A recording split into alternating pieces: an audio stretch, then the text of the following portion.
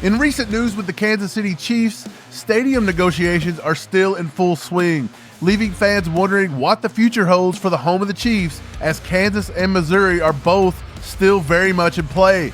There were a few roster moves that the Chiefs signed offensive lineman Joey Lombard and tight end Jorquarius Spivey after their tryouts at minicamp, signaling ongoing evaluations for training camp competition at those two positions.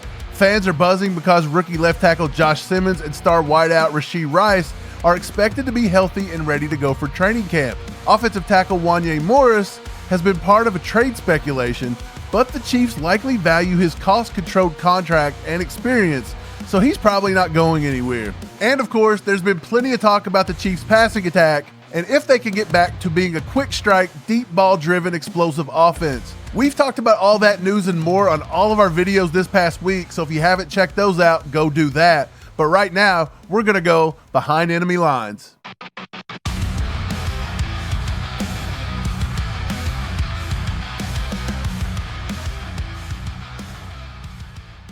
Before we get the show started, just want to say thank you for being here with All Chiefed Up. Do your boys a favor, hit that like button, and if you haven't subscribed already, go do it. First up, we're going to talk a little Denver Broncos news. Their first-round pick, Jahdae Barron, is still unsigned. Only 2 first-round picks for the 2025 NFL Draft remain unsigned: defensive lineman Shamar Stewart from the Bengals and cornerback Jahdae Barron of the Broncos. Negotiations between Barron and the Broncos have been kind of quiet. Neither the team nor Barron's representatives have made public statements, suggesting discussions are progressing privately ahead of the 2025 season. Under the NFL's collective bargaining agreement, Barron's 4-year contract is projected to be worth approximately $18 million, though details such as guaranteed money are still under negotiation. With no report of public disputes or potential holdouts, Barron's deal appears to be on track for a resolution soon. So there's been a little bit of a love triangle going on in the AFC West between the Chargers and the Broncos with J.K. Dobbins. The AFC West rivalry just got a jolt. On June 10th, 2025, former Los Angeles Chargers running back J.K. Dobbins inked a 1-year, $5.25 million deal with the Denver Broncos, a move that has electrified both fan bases. The 26-year-old, who rushed for a career-high 905 yards and 9 touchdowns in 13 games for the Chargers in 2024, despite a sprained MCL, didn't hold back after switching sides. Dobbins, a 2020 second-round pick by the Baltimore Ravens, called joining Denver a no-brainer at his first minicamp practice on June 11th, praising the Broncos' amazing defense, offensive line, and quarterback Bo Nix per ESPN. His comments about the Chargers' unusual unrestricted free agent tender, which gave them negotiating rights until July 22nd, stirred the pot. "Yeah, that was a little weird," Dobbins told CBS Sports. "It's for my agent to handle. Good luck to them. I'm a Bronco now. They've got to see me twice a year." He added, "Gonna have that chip on my shoulder, of course, but I'm here. I'm worried about winning. I don't want to just beat the Chargers. I want to get a ring." With Chargers-Broncos matchup set for weeks 3 and 18, Dobbins' chip ensures a fiery showdown. In more Chargers news, the Los Angeles Chargers are gearing up to reveal new alternate uniforms with the official unveiling scheduled for July 15th. The team shared a teaser video across their social media platforms, sparking excitement but offering no specific details about the designs. Reports from sportlogos.net in May of 2025 first hinted that the Chargers were among a handful of NFL teams planning new alternate uniforms for the 2025 season, and the recent announcement has heightened anticipation. Speculation among fans and analysts, fueled by posts on X, suggests the look might include a navy blue helmet, a nod to the style worn from 1988 to 2006. The Chargers' history of bold uniform choices, from their iconic powder blue jerseys to the 2020 redesign, underscores their commitment to innovative style. A.G. Spanos, president of business operations, emphasized this, stating, "We take pride in the fact that the Chargers are widely considered to have the best uniforms in the NFL, some even argue in all of sports." As July 15th approaches, the reveal promises to add a fresh chapter to the team's historic fashion legacy. Now on to some Raiders news, and there's some optimism in Raiders Nation right now. Mike Jones of The Atlantic put together their biggest winners and losers this offseason, 5 of each, and wouldn't you know it, the Raiders have landed amongst the winners. The Raiders, you ask? Yes, the Raiders, he says.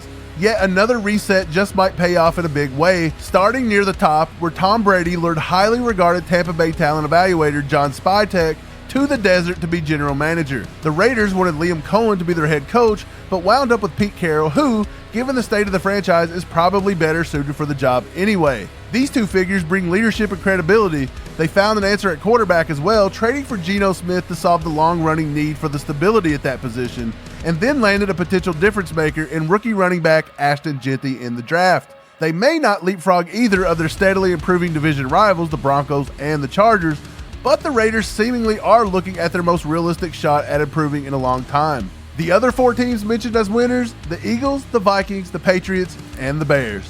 Speaking of the Super Bowl champion Philadelphia Eagles, they just found out that PFF says wide receiver 1 is the best wide receiver in the entire NFL heading into the 2025 season. A.J. Brown earned a 96.6 grading last year, and he kept that mark over multiple seasons.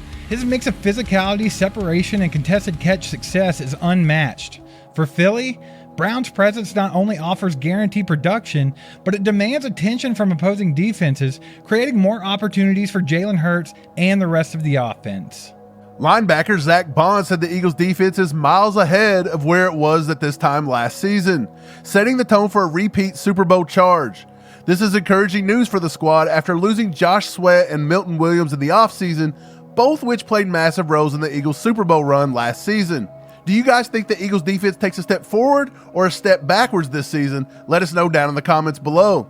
Tight end Dallas Goedert chose to restructure his deal with Philly, reducing his salary in exchange for cap help strictly to stay in Philadelphia and chase another Super Bowl ring. The move keeps him as a red zone threat, provides some cap breathing room, and emphasizes that Goedert isn't in it for the money. He just wants to win, and win in Philadelphia.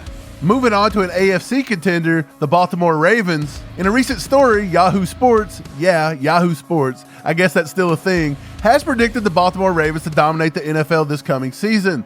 They're calling them the team to beat in the AFC North, surprise, surprise, because of Lamar Jackson and Derrick Henry's MVP caliber play, a loaded roster that got even better with an exceptional draft, and a defense that returns its core and should be more cohesive than last season.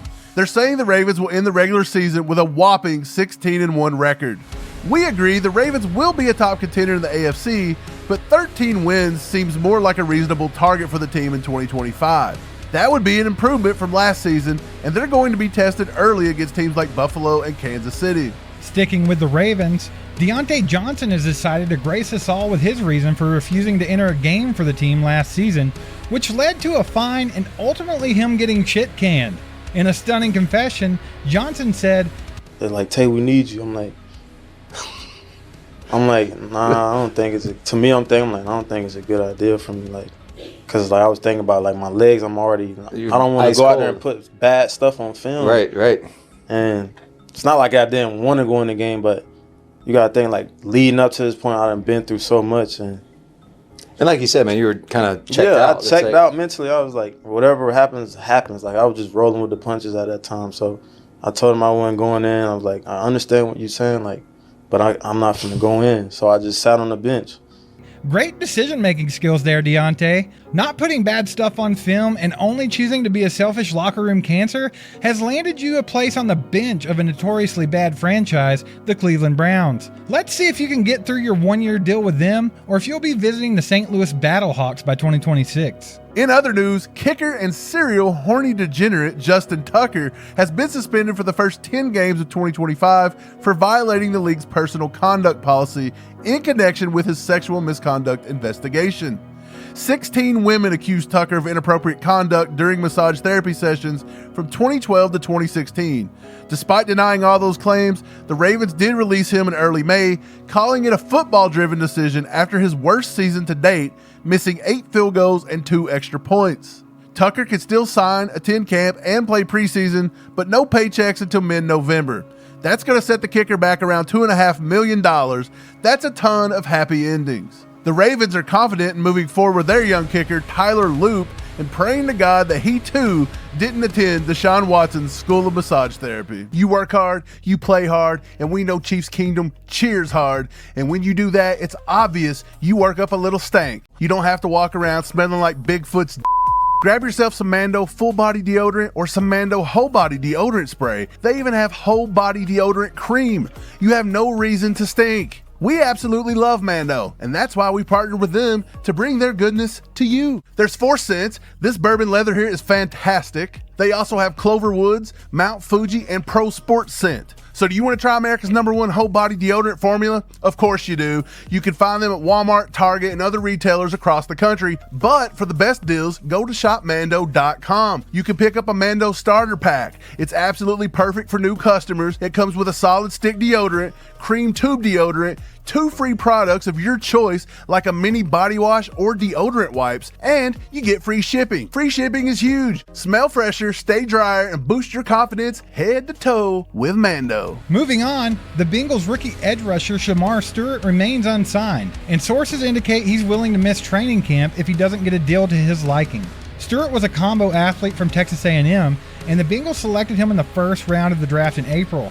As of now, he's threatening to stay away beyond the July 23rd rookie reporting deadline.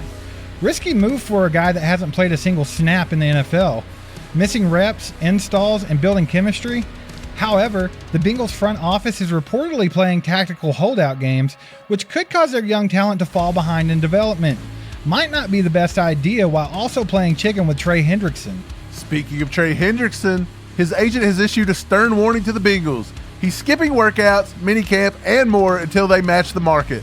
His current salary of $16 million is a far cry from what some teams would pay the league's most productive pass rusher from last season. Cincinnati has given massive contracts to Burrow, Higgins, and Chase, and Hendrickson's sack production merits the same. All the leverage is held by Hendrickson, especially with the Shamar Stewart debacle. Bengals fan or not, I think it's safe to say the front office needs to get it together there in Cincinnati. In better news for the Bengals, Hamilton County and the team just approved a $470 million plan to renovate Paycor Stadium and extend the team's lease through 2036 with a possible option to 2046. The finance breaks down with $120 million from the Bengals and $350 million from the county, and the NFL even chipped in via the G5 loan. This removes any relocation chatter and guarantees community commitment. The long-term stability signal is huge for the team and the fan base amidst heavy criticism for their front office over player contracts. Moving right along to Buffalo, PFF has ranked the Bills' defensive line in the top 5 going into the season.